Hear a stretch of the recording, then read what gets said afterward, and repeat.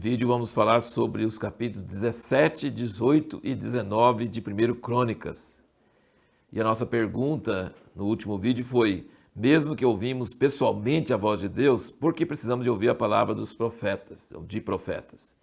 No caso de Davi é bem interessante, porque ele mesmo, podemos dizer que ele era não só rei, ele era um profeta, porque nos Salmos ele tem revelações tremendas sobre Jesus, o Messias que viria, e sobre o reino do Messias, sobre a terra. Ele tem revelações tremendas sobre a natureza de Deus, sobre a pessoa de Deus.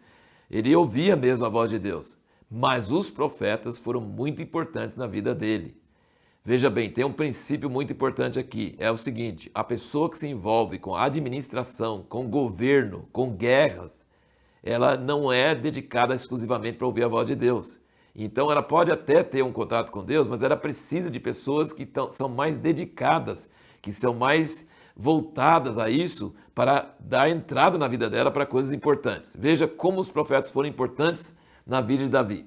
Samuel ungiu ele quando ele era apenas um pastor de ovelhas que tocava harpa e fazia salmos lá no mato. Lá. Samuel ungiu ele como rei. Depois Natã foi muito importante na vida dele, mostrando o pecado dele, mas não só o pecado dele, mostrando também aqui que Deus não queria que ele fizesse uma casa, mas que Deus ia fazer uma casa para ele, aqui no capítulo 17. Parece que Natã vivia perto de Davi, porque Davi fazia: eu estou morando numa casa de cedro e o arca de Deus está numa tenda, não é justo. E Natã fala: vai em frente, Deus está com você. Depois Deus falou com Natã: não, você está achando isso, mas eu não acho isso não. Davi não vai fazer uma casa.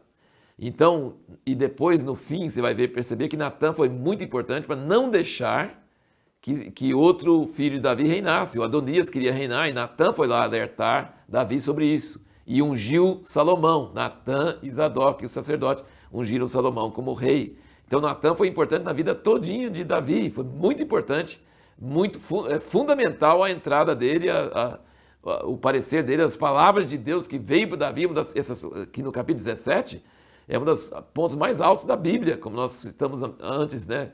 Que quando conta o mesmo caso no livro dos Reis. Como é importante ver que Natã falou assim: vai falar com meu servo Davi, você não vai fazer uma casa, eu vou fazer uma casa para você. E outro exemplo, antes de nós entrarmos nesse detalhe, o profeta Gade. Então, não sei qual a diferença entre esses profetas, Natã e Gade, mas Gade também foi muito importante na vida de Davi, e nós vemos isso no capítulo mais para frente, nós vamos ver isso nos outros capítulos, capítulo 21. Mas voltando para essa questão que Davi conseguiu surpreender Deus, querendo fazer uma casa. Deus não tinha falado com ninguém que queria uma casa, e Davi falou: eu quero fazer uma casa para Deus. E ele conseguiu, entre aspas, que Deus não pode ser surpreendido por ninguém, porque ele sabe tudo, mas ele conseguiu surpreender Deus, assim, vamos dizer, e Deus surpreendeu ele, falando assim: você não vai fazer a casa, mas eu vou fazer uma casa para você, seu filho vai reinar eternamente. Não era Salomão, mas Davi pensava que era Salomão. Seu filho vai fazer uma casa para mim e ele vai reinar eternamente. Então é uma troca entre um homem e Deus fantástico, maravilhoso, tremendo. É interessante você ver aqui em Crônicas que Esdras não cita o pecado de Davi com Batseba. Deus acha importante não esconder o pecado de Davi da Bíblia, ele colocou esse pecado na Bíblia, lá nós lemos direitinho sobre todo esse problema horroroso do pecado de Davi, com adultério, homicídio e todas essas coisas, e o que ele sofreu com isso, mas aqui em Crônicas não repete isso. Então isso dá um princípio também de Deus. Deus não quer que nós fiquemos nas trevas, ele quer que nós andemos na luz, ele não quer esconder coisas erradas que nós fizemos, mas também não precisa ficar repetindo, não precisa ficar falando várias vezes. Falou uma vez, basta, não precisa repetir no registro sagrado o pecado de Davi. Então isso é muito interessante ver isso também. E ele fala uma palavra aqui no capítulo 17, ele fala no versículo 13, ele fala: eu lhe serei por pai, falando sobre o filho de Davi, e ele me será por filho.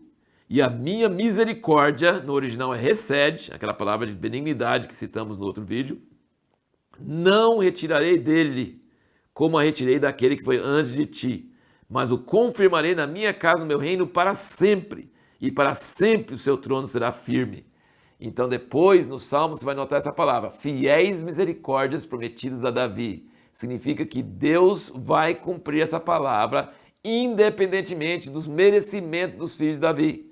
Ele vai castigar os filhos de Davi, vai ter problemas, mas Deus vai cumprir com Davi as fiéis misericórdias, ou recede de Deus, que significa que Deus ainda vai ter um filho de Davi que vai reinar para sempre. Ele prometeu para Davi, e isso não depende de filho de Davi merecer ou não. É que Deus falou com Davi, isso vai acontecer, porque Deus não esquece, e Deus tem uma misericórdia prometida, fiel, misericórdia prometida a Davi. Também na resposta de Davi para Deus, você vai perceber que ele junta esse reino eterno que Deus prometeu à casa de Davi com a felicidade e a paz de Israel, do povo de Deus. Então não é uma coisa só para Davi, é uma coisa que vai afetar Israel.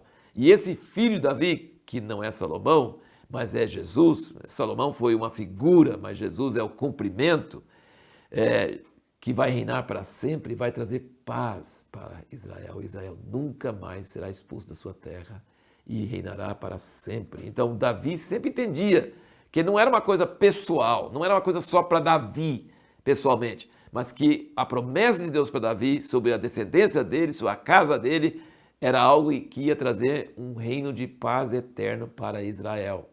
E você pode ir lá para o Novo Testamento, em Lucas, o Cântico de Zacarias, o pai de João Batista, e ele fala mais sobre Jesus do que o filho dele, João Batista, porque ele fala que João Batista vai anunciar o que vem depois dele, mas ele fala que esse é uma poderosa salvação na casa de Davi, que vai trazer paz para Israel. Então, Davi e o reino de Davi e o reino do filho de Davi é ligado com a paz eterna do povo de Deus, do povo de Israel. É algo muito precioso e muito maravilhoso isso. No próximo vídeo nós vamos responder a seguinte pergunta: o que significa a promessa "todas as coisas cooperam para o bem daquele que ama a Deus e é chamado segundo o seu propósito"? Isso aí é Romanos 8, 28, todo mundo cita, mas aqui no exemplo de Davi nós vamos perceber a resposta disso. O que significa isso de verdade? Todas as coisas, tudo, coopera para o bem daqueles que amam a Deus e são chamados segundo o seu propósito?